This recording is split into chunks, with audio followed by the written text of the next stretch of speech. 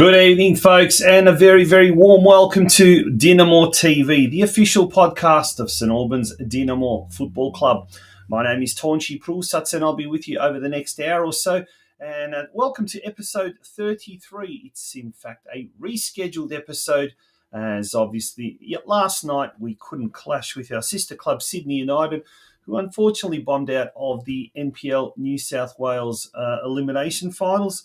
But nonetheless, we certainly were watching them with to see how they went. Now, tonight's show, folks, we've got a big show. The senior men's season may be over, but there's still lots of football left with the senior women's. And speaking of the senior women's, we'll hear from their coach, Tom Pondeljak, after last week's big win over Spring Hills. They've got their final game of the season coming up this Sunday at home, so make sure you're there. 3 p.m. against Brunswick City. We're going to hear from four of the girls from the senior women's team: Kristina Colina, Emily Grgic, Lyla Vidakovic, and Tayla Pavlinusic, who are all involved in the Mini Tillies program at Dinamo as well. So we'll be hearing about that program, what they enjoyed most about the season just gone by, and what they're looking forward to in the off-season.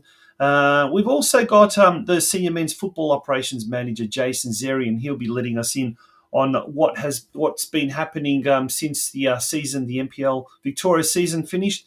And on a sad note, we also pay tribute to the founder of our sister club, FC Strathmore Split, and certainly a good friend of the club, Frank Rezo, who unfortunately passed away earlier today. We've got heaps happening on the show today, folks. Strap yourself in, and we're going to take a short break with our news, with a word from our major sponsor, the I&D Group, and after that, we've got the news desk coming up. The I&D Group is regarded as one of the largest deliverers of concrete structure solutions in Victoria. Formed in 1994 by Ivan and Kathy Filipovic, their passion and commitment to getting the job done safely and economically has underpinned their success in the industry. I&D partners with large-scale building and construction companies in both the private and public sectors on projects large and small. With our corporate headquarters based in South Melbourne and storage yard based in the southeast suburbs, we have at our disposal thousands of square metres of quality materials, along with state-of-the-art lifting and crane equipment, enabling us to deliver the largest projects. We are committed to delivering high-quality projects by partnering with our clients and collaborating with project suppliers to ensure each job is delivered to exceed expectations. From humble beginnings, I&D now employs more than 1,200 dedicated professional and support staff, involved in a number of landmark projects right across Victoria. The I&D Group is a massive supporter of the Croatian community, backed soccer clubs in Victoria, and is proud to be the major sponsor of the St Albans Dinamo Football Club in 2024.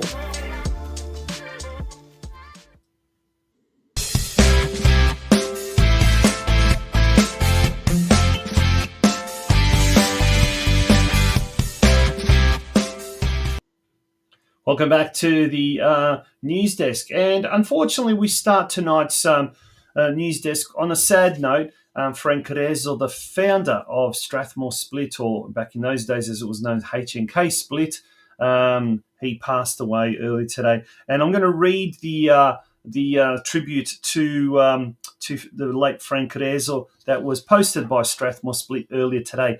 It is with great sadness that FC Strathmore Split shares the passing of club founder Frank Rezo. Frank, or known by many as Rezo, was compassionate, empathetic, with a direct and assertive nature. His love for football was profound, and his affection for Strathmore Split was infinite, with his constant presence at training nights and match days. An immigrant to Australia, his love of football didn't just stop at Strathmore Split. He was a strong supporter of the other Croatian football clubs in Melbourne, including our very own Dinamo, taking up membership and regularly attending match days. Such was his passion for the Croatian community. Of significant importance to Rezo was his annual attendance of over 40 years, the largest and oldest ethnic football tournament in Australia, the Australian-Croatian Soccer Tournament. In addition, Rezo could be seen on the odd occasion at other local community football club matches, respected by many with his warm and friendly nature.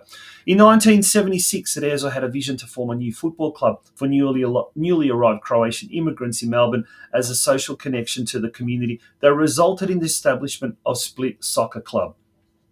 His dedication, ambition, and drive as a committee member for nearly 2 decades, holding the club secretary position whilst managing the club, where he was honoured with life membership. In 2015, Rezo was recognised for his contribution to the Australian-Croatian football community and inducted in the Croatian Soccer Association of Australia Hall of Fame. Rezo leaves a legacy as the founder of Split Soccer Club. Some 50 years later, that has grown from one team to nearly 400 players who wear the club's emblem, representing his patriotism towards the Croatian community. We will forever remember Rezo for his infectious enthusiasm, unwavering support, and honest-natured spirit. Our deepest condolences go out to his family and to everyone at FC Strathmore Split who are in our thoughts and prayers. Rezo will be deeply missed, and his legacy will live on through our club, forever a Split Channing. Trolling through the YouTube earlier today, I came across this tribute that was put together by Ante Stipic and some of the other guys at Strathmore Split as part of their 40th anniversary in 2016. Goes for about 5.5 minutes, whatever. And it's an interview back then with Frank about the early origins of our sister club, Strathmore Split.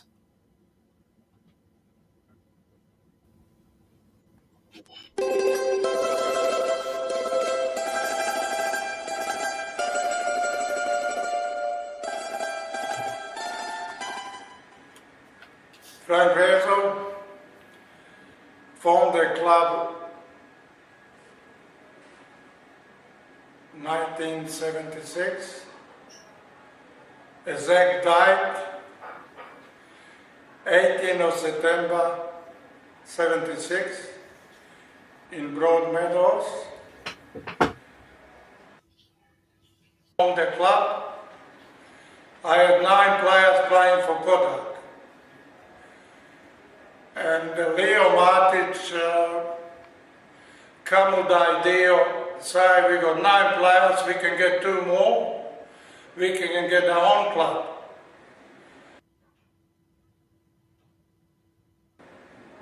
These people who was with me at that time was, it's me, Frank Rezo, Leo Matic, Mitja Samarđija, Ante Matic, Mate Kovačević, Ivan Samarđija.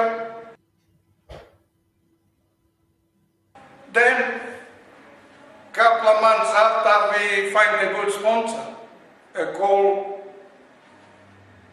Kacijan Perici, that's a Split auto repair. Which is, he give us a good finance. I think he gave us $3,000 at that time. Yeah. First coach of Split was Mate Kovačević.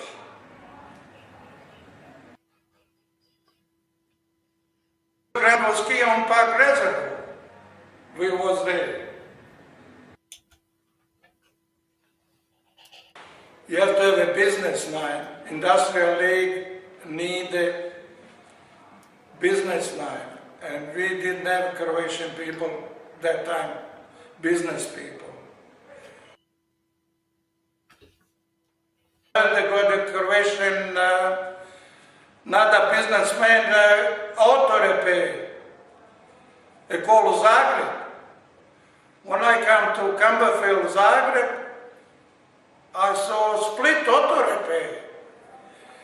And I went there, asked Kacijan and Vlado, would they like to sponsor me? We formed the club. They said yes, right away.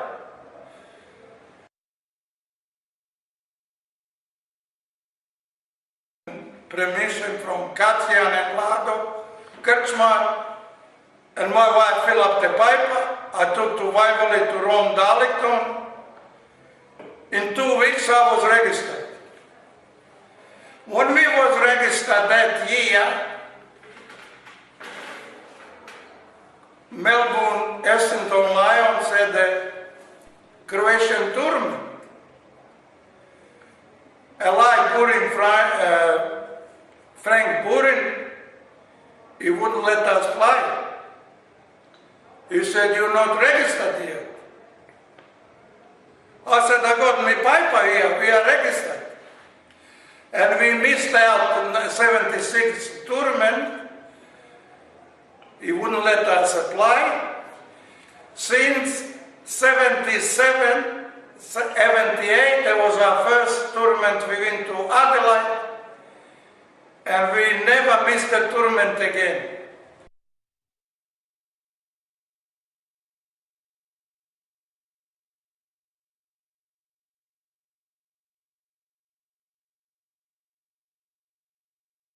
First uniforms actually are ordered in Albury, because when Leo went to holiday in Croatia, I told him to buy a uniform from Zagreb. And he came back, he didn't get uniforms, he bought only girls from Zagreb. Greatest achievement was when we win Black Douglas Cup, when we beat Yugoslav club Tarax. There was ex-JVST players. Even Ibra Djavdic, he was ex-Melbourne player, he played for them. Or we still beat them. Željko Olovka scored the goals.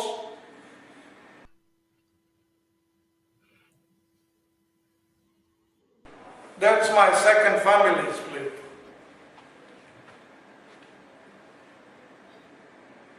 When we formed the club, when I lose the game, I couldn't sleep for 2 weeks.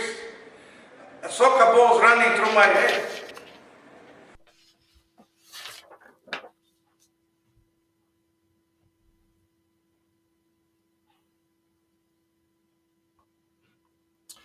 Yes, Frank Rezo, a wonderful figure, a great man, and may he rest in peace. On behalf of everyone here at Dinamo, our deepest condolences to his family and to everyone at FC Strathmore Split.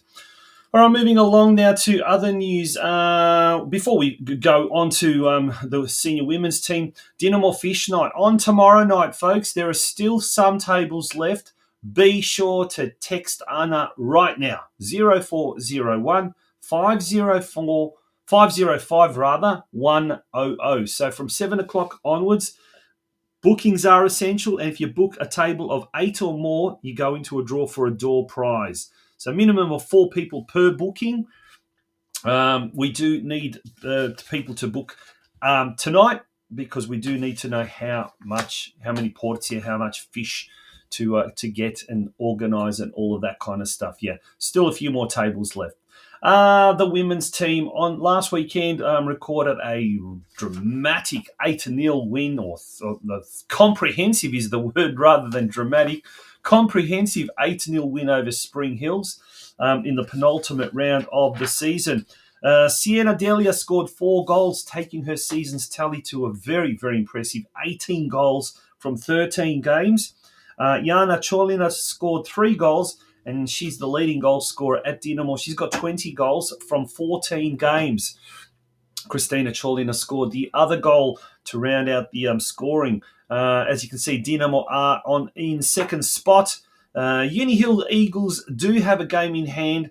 They did play a game last night against Brunswick City. We're not sure of the score. If anyone actually is watching and they do know the score, pop it in the comments section. But look, either way, we are likely to finish in second spot.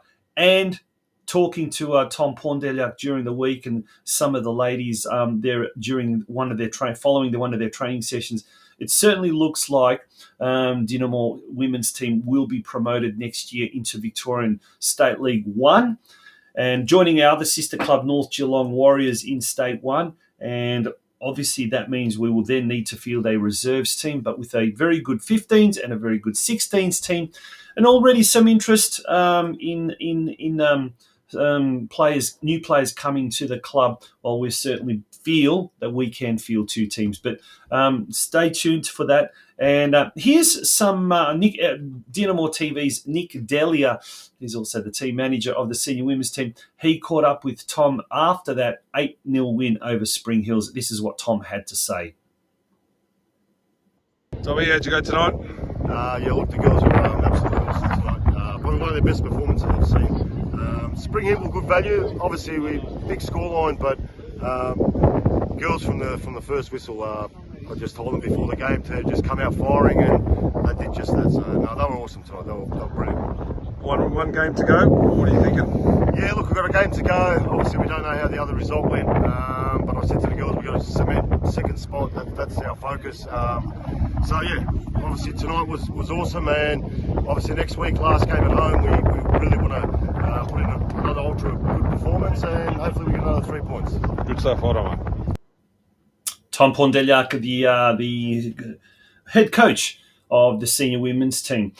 A little bit later on in the show, we will hear from 4 of the young ladies who are also part of the senior women's team, but they're also coaches of the Mini Tillies program. Very successful first year of having the Mini Tillies for the young girls here at Dinamo. And next year, that program is going to get even bigger and even better. And our whole junior setup is just going to go to another level. So stay tuned for that a little bit later on. But going back to the final score there, 8-0, which means we're in second position on the ladder. This Sunday, final game of the season. So please, everyone come down there after you've had a Father's Day luncheon. And speaking of which, to all the fathers, to all the dads at Dinamo, a big happy Father's Day for Sunday. But after Father's Day, you've had a lunch, you've had a breakfast, or whatever the case may be, get down to Dinamo and watch the senior women's team play their final game of the season against Brunswick City at 3 p.m. Still a bit of football left in the season. And then before you know it, it'll be the off-season and it'll be the pre-season. And then we'll go again next season. Before then, the coaching positions are up for the taking at the moment. Planning has started for the 2026 season. So we're talking expressions of interest are being sought for the Dinamo's Junior Boys NPL for next season. Any coaches who are interested, there's a jot form there. But also go to any of our social media platforms and channels as well. And you'll be able to get all that information there as well. That brings us to the end of the news desk. Now, you obviously would have seen during the week, one of our brightest young talents has been snapped up by the Melbourne Victory. And we're so proud of the fact that at such a young age, he was one of the rising stars in the NPL Victoria competition. And, of course, we're talking about Oliver Grgic, who will now be calling Melbourne Victory home, but he's always welcome here at Dinamo at Churchill Reserve, of course. The team from Bruce Media, who are also behind the rejuvenation of the Hrvatski Vjesnik, they were down at the club. If you haven't seen this very, very special feature on Oliver and his family, it's coming up next. And then after that, we've got the rest of the show to follow. Feeling awesome there. It's been quite a long journey, but still on that road, so yeah, feeling great. Just want to get started. It's going to be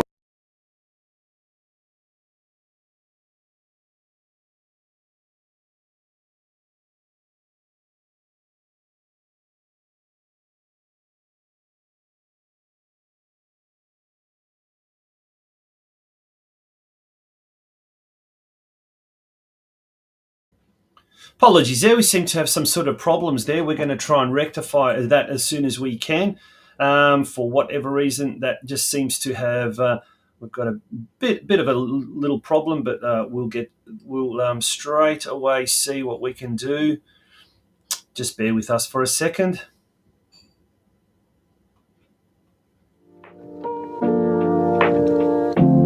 feeling awesome there. It's been quite a long journey, but still on that road, so yeah, feeling great. Just want to get started. It's going to be around some great A-League players who are established in the league, and obviously some younger players that I know, and yeah, I'm just going to be able to train every day and do what I love. Hopefully I get a couple chances to make my debut, and I just want to score goals, that's all. Get the ball and drive forward and celebrate in front of the terrace. So yeah, hopefully that comes true. Onik, Grgic. Oh yes! He curled that in magnificently. Dad's always been, well, I wouldn't say tough on me, but yeah, it's better to have a tough parent, and who's always pushing you to keep going and stuff like that. So yeah, it's great, and my mum's there for like sort of emotional side, but that's all right. You need a bit of both. Mum, I couldn't really keep it in. She'd already known in a couple of days, and I didn't really know, and in the end she wanted to tell me because she's not really one to keep secrets. But my dad's reaction, he was very happy, obviously, and yeah, he's always said, you've always got to keep working harder, so this is only the start. Yeah, and my sister, she was actually quite angry that she was the last person to find out. She's like, I better be at every game. So we're excited that you know, the next journey of his soccer is coming early, I think, at the age of 17. Not many kids will get that opportunity, and I think we're all excited that he's got that opportunity now. And it's only the beginning, I guess. It's only the beginning of more hard work, more dedication, more commitment. He has been doing it now for a long time, and I think it's just normal for him to, you know, get up every morning and do the hard yards, and he'll only get better from it. So.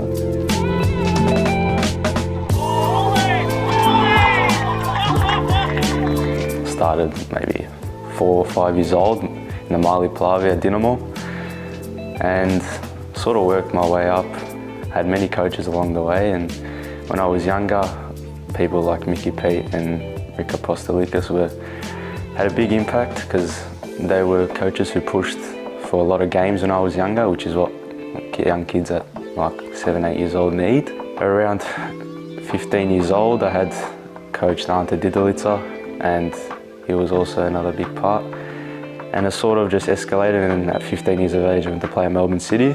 A lot of good people around me, coaches like Frankie Barilla and Lewis Potter, and obviously Alessandro Diamanti. In the end it didn't escalate, but so I sort of come back to Dinamo, and that's where Cam Watson and Billy Selesky and obviously Tom Pondeljak, sort of the first coach I ever had that had played at the highest level in Australia. Massive influence on my career so far. He came in at under 12s, and you could see we had a great bond. He'd always help me whenever I needed help, and yeah, given that he played at the highest level in Australia and has won the most championships, it's always great to learn off someone like that. The old saying that it takes a village to, you know, bring a kid up, that's what I think Dinamo has done. We're really proud to share this journey with everyone at the club and all the mums and dads and all the kids that I guess make our club at Dinamo a special little place for kids growing up and kids playing their football. It's not just a club, it's a massive family of people who love the club and are there every single day. And this year it was the 50th anniversary, and it's been a big year for the club, and yeah, I'm just very grateful to everyone who's going to be following me now, because everyone at Dinamo has played a part, and yeah, everyone supports everyone, so yeah, it's great.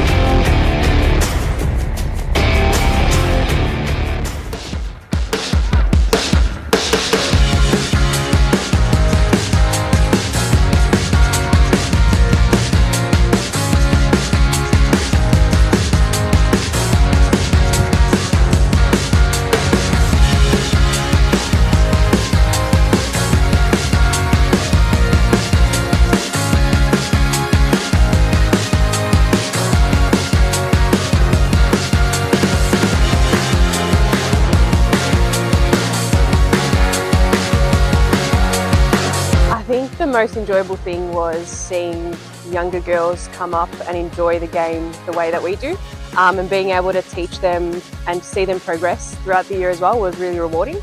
I think just seeing how many young girls, we see them around the club, and it's good to see them actually come here and want to be involved in a program.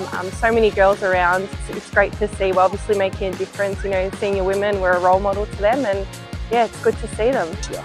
So this year we coached the Mini Tillies, and lots of the girls came very shy to themselves and they weren't very sure about soccer. But by the end of it, the girls didn't want to go home. They were hugging onto us saying, no, we don't want you guys to go, we love soccer, and that just made us feel like we did something. We introduced the sport to them, and as well as that, they made so many friends and they didn't want to go home. Seeing all the girls show up was really nice. There was a lot of them, I think maybe 21 girls. And soccer aside, I think it's nice to see them just like flourish as young kids and get confidence over the few weeks was really good to see. Highlight is always just to play and be involved and stuff like that, but I think also seeing the younger teams also come up and train with us too. Obviously with the potential to be promoted, we need a reserves team, so I think it was really important to have that gap closed, and yeah, it was really nice to see them come and slot in nicely. I think just seeing like us girls evolve like together. We still bring the same thing every season. We bring that passion, that fire in us all, and we're just continuing to grow together as a group and hopefully get promoted. For me, it's been, as I'm the youngest in the squad, I feel like it's been a great opportunity for me to like get in with the older girls and to explore like senior women's league instead of just like a more junior league. So for me, it's been very good for my development, and I feel like I've learned a lot and I've made heaps of new friends. Yeah. I think us working harder and harder over every week was really good to see, and it's paid off where we're sitting on the table right now, and hopefully we can keep doing that and bring it on next year too. I think my biggest disappointment this year was losing to Uni Hill twice. They finished first, looking likely, and I think on our good days we're better than them, but unfortunately we just didn't show up when we needed to, and yeah, that's why we are where we are now. I think all the girls can agree probably losing to Uni Hill, both home and away. Pretty disappointing, but didn't show up when we needed to get the 3 points, and yeah, it's probably been the low light of the season. The biggest disappointment, as all the girls have said, has been us losing home and away to Uni Hill. Both times didn't show up, but I'm sure if we played one of our better games against them, we would have smashed them easily, so it's disappointing. I think this is an obvious one, losing to Uni Hill twice. Yeah, we weren't able to show up the way we usually do in those two games, so that was very disappointing for us. Yep. I'm looking forward to recouping the body a little bit. It's been a tough season, and I'm looking forward to a new challenge next year, and building on what we've built this year and last year and prior to that as well. I think we're getting better every year, and I'm excited to see what that looks like in 2026. Yes, it'll be nice to finish, obviously every year finishing off with Tawny. It's always a good thing to wrap up the season with, and yeah, just having a rest. I think all the girls have put a good shift in this season, so we're all looking forward to a nice long break, and yeah, hopefully come next season we're stronger and fitter, and yeah, good to see what challenges come our way. So in the off season, lots of the girls were all very excited for Tawny. Tawny's the best time of the year for many. And we're all just very excited to get back into training in the off-season, see each other. I know I speak for myself, but I'm sure lots of the girls as well. We love training, we love seeing the girls. It's just such a good environment here at Dinamo, and we love it so much. In the off-season, I think we're all pretty excited for Tawny. Tawny is always a pretty exciting one for us girls. And I think we're all pretty excited to potentially be promoted next year and see some new challenges. I think that would be good for us and our growth.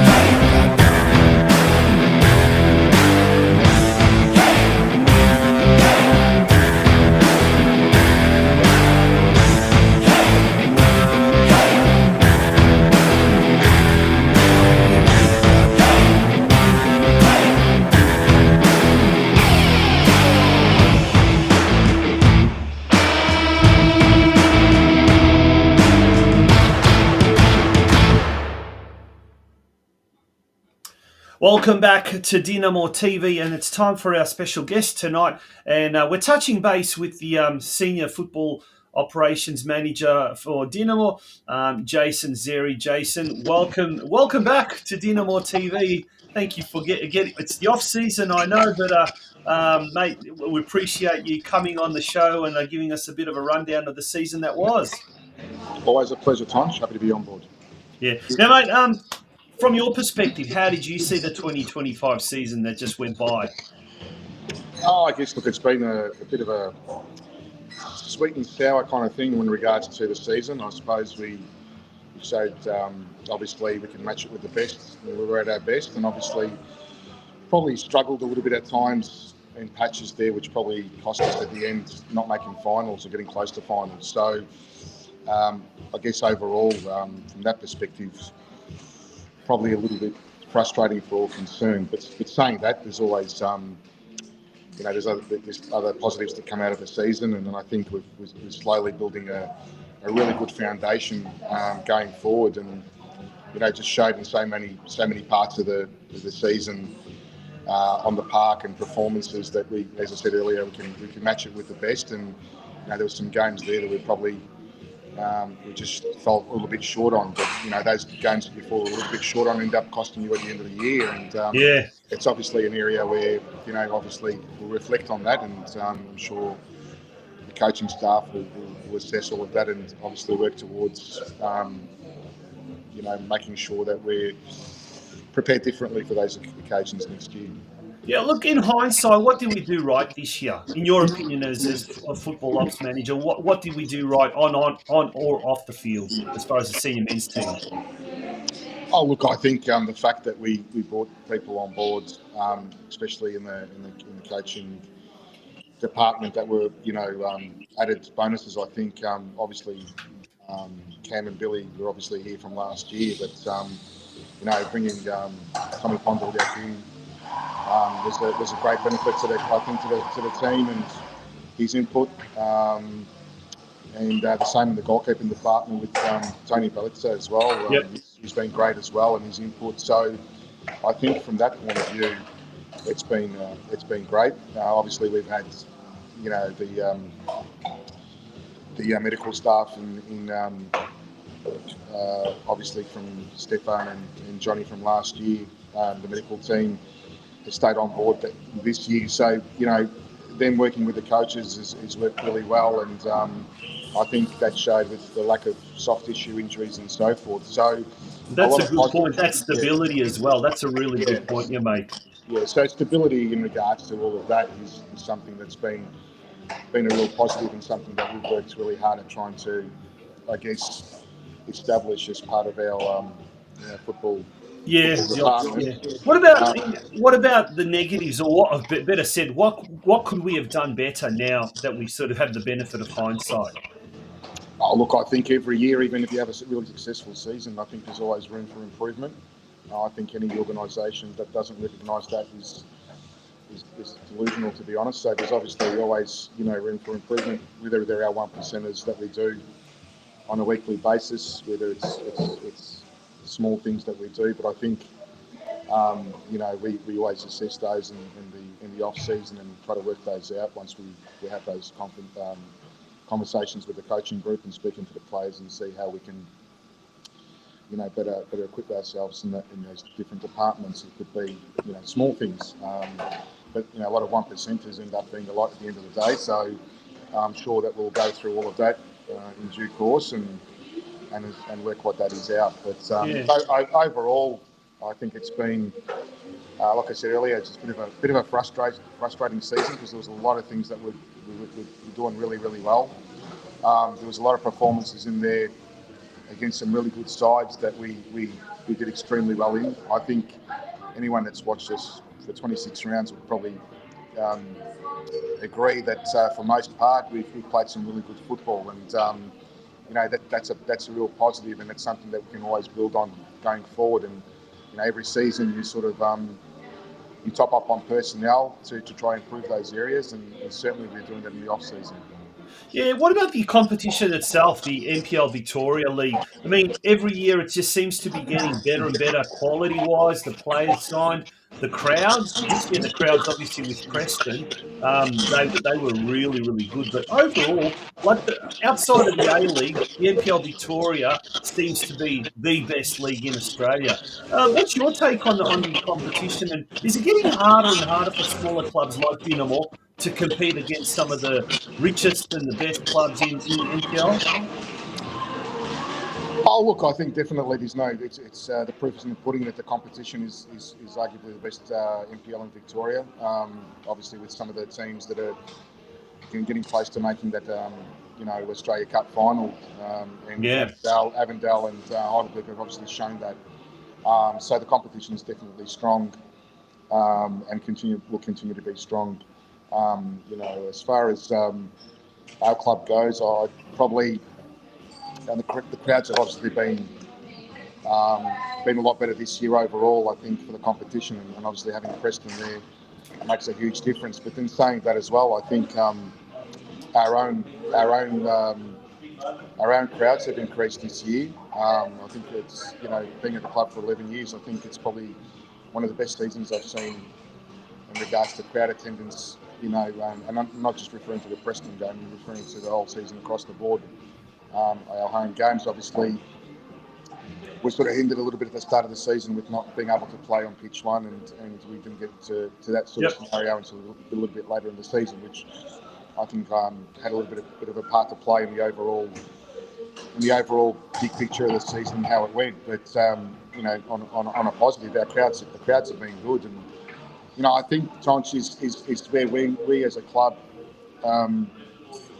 Need to start to realise as well, we're no longer a small club, although maybe on the outside it might look like that, but I'm not saying that because I'm involved with the club in regards to sort of seeing us with it, but we're no longer a small club. We're up there with the best, and we're only a small distance away, or a short few changes away from sort of being very competitive in this competition. There's so much infrastructure going on behind the scenes within our organisation, and I don't just mean about buildings and concrete and all that nice stuff that we talk about, but the club's in really good hands, and I think commercially what the club's doing, the way the club's been run by all involved, starting from Ilya to his whole team and other people around there, it's taken our club to a different level. And I think that will go hand in hand then with us being able to compete against some of the big boys in regards to recruitment and so forth. So, on a positive note, for the club in the future, I think although the competition is getting harder, I think we're also evolving. We're in line with it, I think for all Dinamo people should feel really, really excited about the future of the club.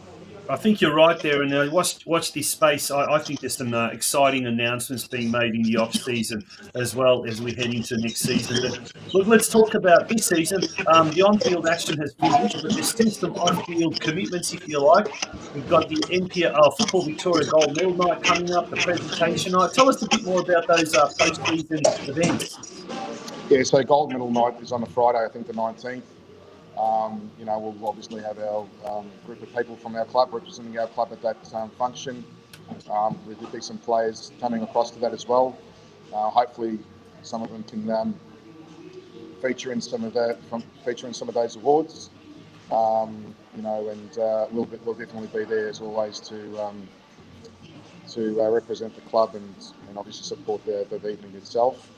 Then we've got the presentation the following day on the Sunday as well. So, yeah, some back-to-back functions there, which are always exciting at this time of the year.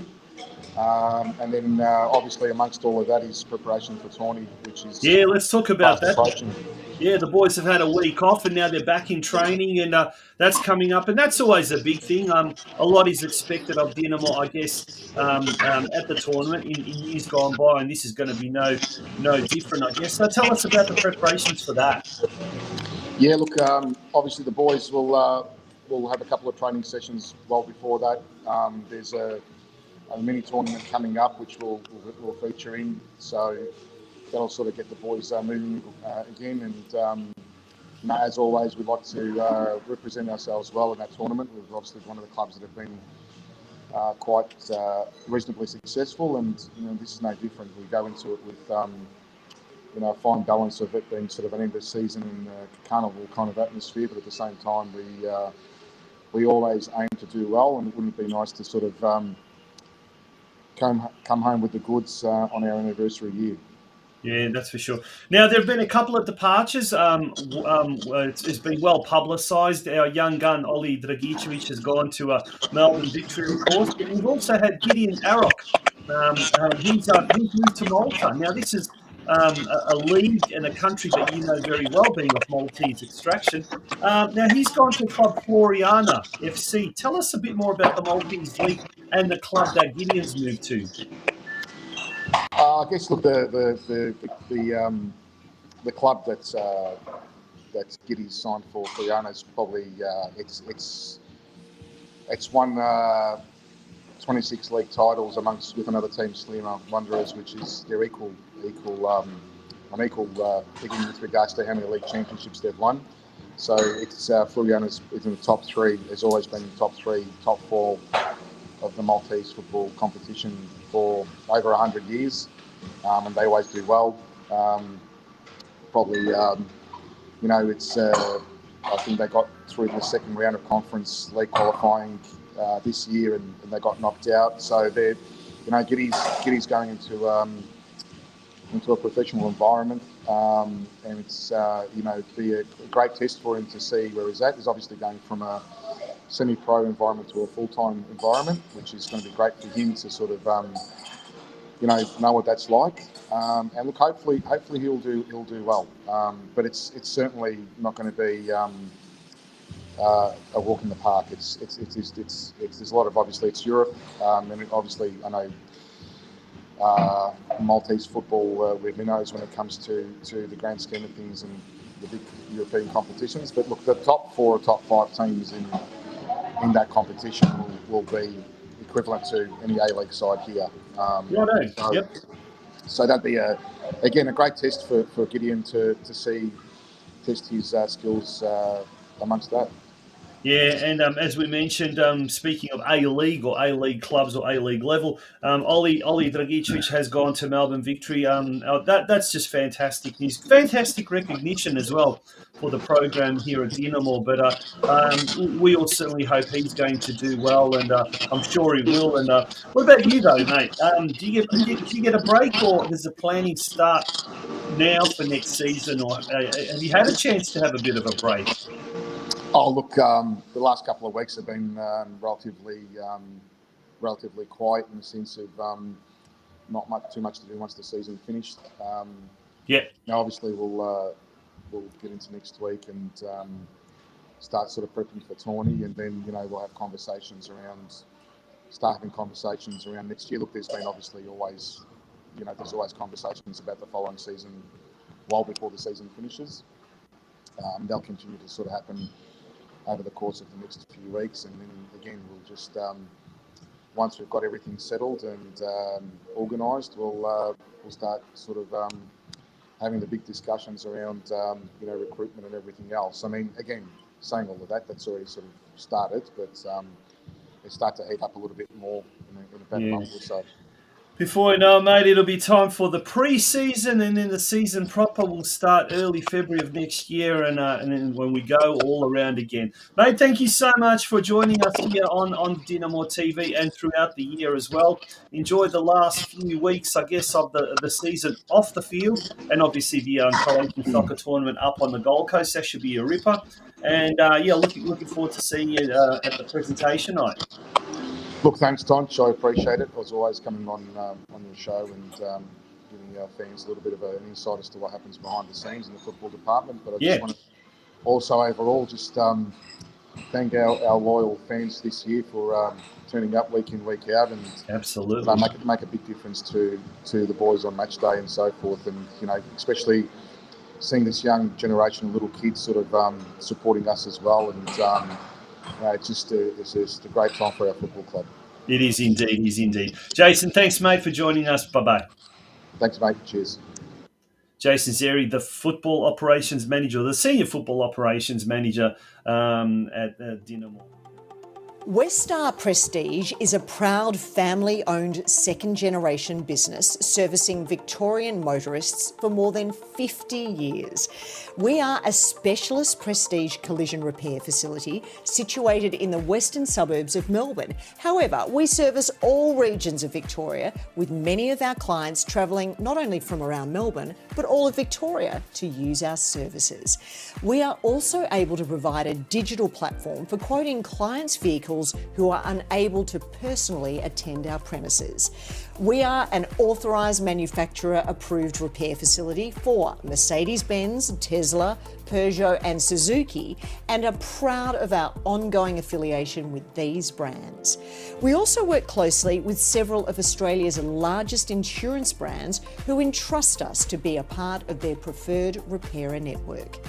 Our client support staff are always happy to assist clients from the initial process of lodging claims through to the final stages of collection of the vehicle on completion of repairs and post-repair. So remember, for all your prestige collision repair needs, consider Westar Prestige, an award-winning, long-standing Australian-owned business. And that, folks, brings us to the end of tonight's episode of DinamoTV. But just before we do go, just a reminder about the women's game, the senior women's playing their last game of the season at home on Sunday. It would be fantastic if we could get a big crowd out there to cheer on the girls. They are promotion bound. They are bound for Victorian State League Division 1 for next season. And it'd be fantastic to see them finish the season on a high, and your support would be greatly appreciated at Churchill Reserve, kicking off at 3 p.m. And it's the last time we'll be able to see our senior women's team in action this year. Also, a big shout out. Good luck to our sister club, Dandy City Hayduk. Get that Dinamo wishing Hayduk all the very best. Yes, it does happen. And we absolutely wish Dandenong City all the very best in their preliminary final this Sunday against Avondale FC at Avenger Park. Kick-off at 2 p.m. So this Sunday, if you're not heading up down to Churchill Reserve to watch the women, do pop over to Avondale's ground, Avenger Park, and support Dandy City in their quest to get to the NPL Victoria Grand Final. The furthest they've ever gone, so they've already created history. So well done to everyone at Hayduk, and good luck for that big game. Like I said, that brings us to the end of this week's show. Thank you for joining our rescheduled episode.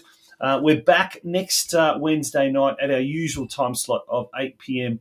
And until then, have a lovely weekend. And to all the dads, to all the granddads, to all the father figures at St Albans Dinamo, a very happy Father's Day on Sunday. Good night.